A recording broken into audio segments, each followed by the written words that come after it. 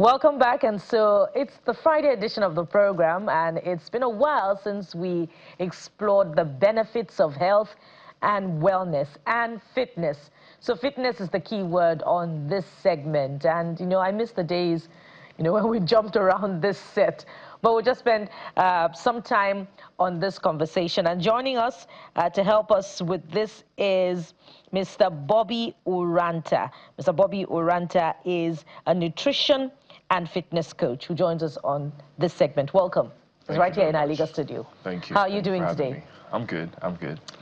Now, as I reflected on this segment, I couldn't take my mind off of the front page of The Guardian this morning, where, Guardian is helping us understand how easy access to drugs, is costing us some of our, fitness. And I can recall the image of, the man or the woman, the individual, as the case may be, who is running away from, addiction, but is bound by, drugs. Yes, that's the image there, right there. So my question is, as we start off, what are we missing in terms of wellness when we resort to drugs, the use of drugs, but we are, not doing enough in our lifestyle, in the fitness part of our lifestyle?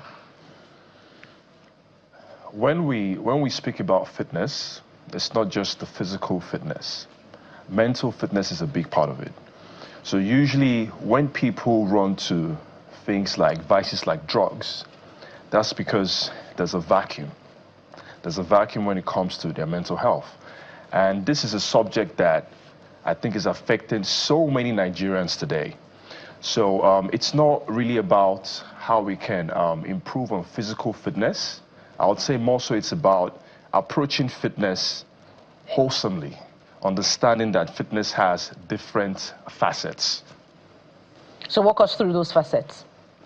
So when we look at physical fitness, obviously that's our health, that's our cardiovascular health, that's our strength. In fact, as a matter of fact, there's a recent study that says people are more likely to have chronic health issues if their cardiovascular health, which is their heart, and their physical strength is not firing up, it's not performing, as against diabetes and other chronic health issues. And then when it comes to mental health, I would say it comes from a place of, number one, trauma, especially based on one's environmental upbringing. It comes from a place of, if you look at the state of things in the country today, the average Nigerian is battling so many battles, right? So these are the issues that create this vacuum when it comes to mental wellness, So it's important for us to understand that when we want to tackle such issues, just like I mentioned, we have to be very methodical about it, right? And creating an avenue where people can come out and speak, I think that just have that discourse, I think, is one way to start the process when it comes to mental wellness. And then when it comes to physical fitness, I would say trying to sensitize people about the need to be more active, move around, right? Trying to make them understand that even though, the nature of your job might require you to sit down for hours, just being conscious about it means every now and then you move around. It could also mean first thing in the morning before you jet out, you go for a 20-minute walk, because steps is one very underrated way to fast track your fitness. And you've, led me right to the next destination of the conversation, which is, balancing your regular 9 to 5 with commitment to fitness. For a lot of people who have to rise at 5 and then they're returning to work again at 5, and not forgetting that they do this perhaps Monday to Friday or Monday to Saturday, and then there's no time for fitness. What's the subscription that you offer as a fitness coach that can accommodate some form of activity, even if it's 20 minutes a day, into that particular routine? The first and most important step is the mindset. I work with very busy individuals in and outside of the country. A majority of the time when people say they don't have the time, they actually do. They just don't realize it.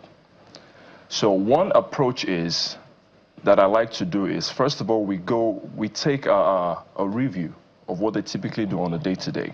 Yes, a typical 9 to 5, maybe a desk job, but then you realize that within the hours of the day, we have so much time that you could just, dash out, dash in, do a 15-minute circuit.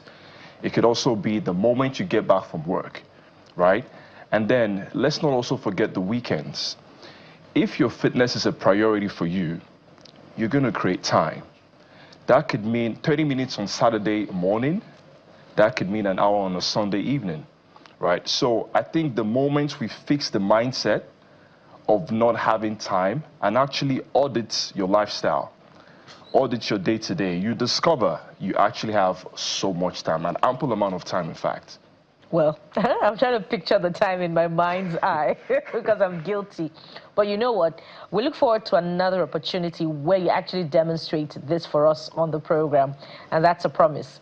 We're going to have you back. But we must anchor the conversation at this point because we have another stop. We've been talking with Mr. Bobby Uranta, who is a nutrition and fitness expert who has joined us on this segment. Thank you for coming. Thank you very much. We'll take a moment now. When we return, there's more for you. Stay with us. We'll be right back.